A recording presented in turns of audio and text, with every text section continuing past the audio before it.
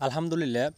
মাছটাকে একটু ভালো করে লক্ষ্য করে দেখবেন, মাছটা এখনও জীবিত আছে আলহামদুলিল্লাহ। কেননা মাছটার কিন্তু ফ্যাট কাটা, তারপরে কিন্তু মাছটা এখনও জীবিত আছে আল্লাহর অশেষ রহমতে।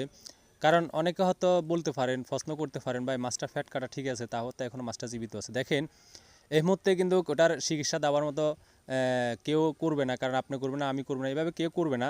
কারণ এটা যদি শ্বাসের মাছ হইতো তাহলে একটা চিকিৎসা করতে পারতো। আর এটা কিন্তু শ্বাসের মাছ না, এটা একটা পুকুরের মাছ। দেখেন মাছটা কিন্তু উপরে উঠে আসছে।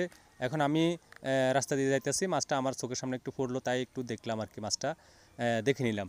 তো দেখেন আজকে যদি আমাদের একটু অসুস্থ হইতো বা একটু সমস্যা হইতো, আবার দেখেন মাছটা কিন্তু জারিয়ে যাচ্ছে না, তারপর আমি মাছটাকে আবার ধরে নিলাম আরেকটু দেখানোর জন্য।